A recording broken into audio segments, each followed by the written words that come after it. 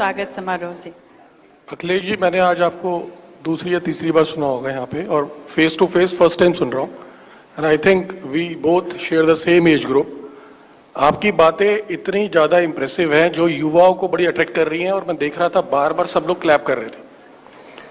और जो चीज़ें आप कहते हैं वो व्यंग के तौर पे जो है वो बड़ा, मतलब एकदम से पूरा ऑडिटोरियम का अटेंशन आपकी तरफ था। मेरा केवल आपसे एक सवाल है, आपने बार बार, क्योंकि ये जो मुद्दा है, पूरा जो इवेंट है ये स्वदेश के ऊपर है, बट आपने इसको पूरा one sided government against Samajwadi कर दिया।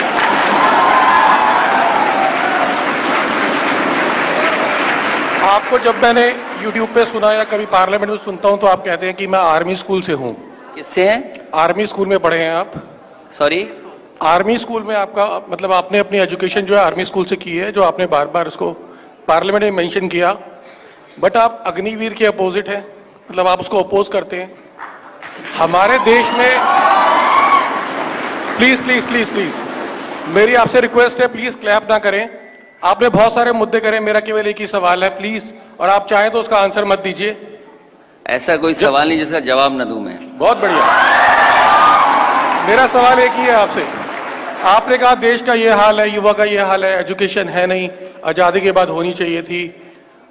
आपने जब अपना करियर स्टार्ट किया तब आपकी घर की इनकम कितनी थी और आज आपकी इनकम कितनी है? I think it is multiple folds, right? Sir ground पे काम करें। इसका जवाब ग्राउंड पे काम करें। No, you don't answer. I'll answer him because I said I'll answer. Yes, definitely. Request यही है कि आप एक रोल मॉडल है समाज। You will get hurt very badly if I ask the question. Yeah, definitely. And anyway, you ask the question. Finish your question. So my question is, sir एक Your minute. question is on income only, na, right? हाँ sir, एक तो ये No. I'll answer him. I'll answer him. See, you said मैंने laptops दिए। I'll answer him. आपने laptop की बात करी। मैं रिक्वेस्ट करूंगा, एक सवाल आपका था, आपने एक सवाल पूछा, उसका जवाब सुन लेते हैं सर। पूरे भाषण का कोई संक्षेपकरण तो नहीं करना है। But this is not a political मंच। मैंने पहले ही I'll answer. स्वदेश के ऊपर बात कर रहे हैं तो स्वदेश की बात होनी चाहिए। अच्छा, स्वदेश हमसे ज्यादा अमीर कोई नहीं है वर्ल्ड के अंदर। किसके अंदर? हमारी अशोक स्तंभ जो है लोहे का है, आज भी उस पर जंग नहीं लगा। पूरा वर्ल्ड सरप्राइज है किस तरह का लोहा यूज करते थे। मसाले हमारे बिल्कुल अच्छे थे। Sir. I can give you more example like that. I can give you more example like that. नहीं, मेरे को मैं एक चीज चाहूंगा बिफोर आई आंसर एनीथिंग। इनका पूरा मुझे डिटेल बताइए, कौन है? नाम तो मैं जानता ही नहीं हूँ। You have to answer it. You have to tell yourself about yourself also because I have to Google it also, ना? हाँ। पूरा नाम बताइए। Harsh Vashishth. I am sure you must be from UP. No? You from? Okay. Anyway. I'll answer you. You want to know my income? You want to know my income, right? कि मेरी income पहले क्या थी, आज क्या है? सर ये you straight you ask the question. What question you want? Answer किसका चाहिए? आप एक स्पीच देना चाहते थे सर, तो आप पहले बोलते, मैं मंच पे बुला लेती। This is not a political. नहीं, खत्म होनी चाहिए पूरी बात। मैं इनसे जानना चाहता हूँ कि ये किस लिए जानना चाहते हैं, मेरी इनकम बताओ। I'll answer him. Pradeep Rai ji को I know him very well, तो मैं इनके पर्सनल उस पे मैं आता हूं कार्यक्रम में, और आपको इनकम जाननी है मेरी में। मैं 20 साल से ज्यादा सीबीआई की जांच में रहा हूं। So if you have to check my balance sheet, go to CBI office, go to income tax office and don't bullshit here. And I am passed out from military school. It's not army school, it's military school. Correct yourself. और स्वदेश मैंने इसलिए बोला है क्योंकि स्वदेश से अगर आप बोलते हैं तो इट्स इमोशनल अटैचमेंट, कि हमारी अपनी चीजें बढ़े, हमारी अपनी मार्केट बढ़े, हमारे अपने लोगों को लाभ मिले। You tell me what business you're doing with China. You tell me that business. Tell me the numbers.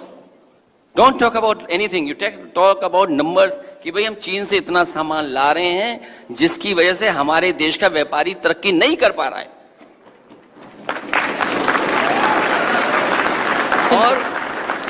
और मैं तो चलो अपनी इनकम बताऊं ना बताऊं, कभी इनकम उनकी भी पूछ लेना जो ये कहते रहे हो कि मैं झोला लेकर के चला जाऊंगा।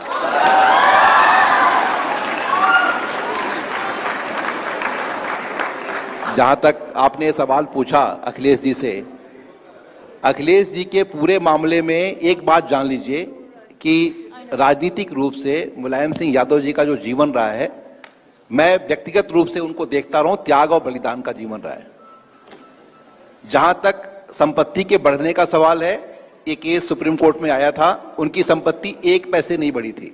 जो आपके पास रिकॉर्ड है, मैं अभी भी कहता हूं, उस रिकॉर्ड को चेक करेंगे तो समाजवादी पार्टी की जो गाड़ियां थी, समाजवादी पार्टी का जो कार्यालय था, उसको मुलायम सिंह जी के प्रॉपर्टी में जोड़ के और एक केस बनाया गया था। किसने बनाया, क्यों बनाया, किस लिए किया? मेरा ये मानना है कि राजनीति में कोई भी पॉलिटिकल पार्टी हो, जब वो सत्ता में आती है तो अपने अपोजिशन के साथ जो करना चाहती है वो सही तरीके से करे, तो उसके साथ भी नहीं होगा। वरना जो बदले की राजनीति है उस देश में व्यापार के, बिजनेस के माहौल को खराब कर देगा। जहां तक आपने अग्निवीर के बारे में सवाल पूछा, इसमें मुझे कोई इसमें आपत्ति नहीं है, लेकिन आप ये ध्यान रखें कि एक जो फौज की ट्रेनिंग है, ट्रेनिंग में टाइम लगता है, और आप अगर चाहें कि एक 10 साल की ट्रेनिंग किया हुआ आदमी, एक जो गारंटी है उसके साथ का एक नौकरी करने वाला आदमी, और एक जज्बा होता है, आप जान देने के लिए इसमें से कितने लोगों को तैयार कर सकते हैं? अगर आज ही हम बोलें तो बहुत ही मुश्किल सा काम है। अखिलेश जी को मेरे ख्याल से जवाब देने की इसकी जरूरत नहीं थी।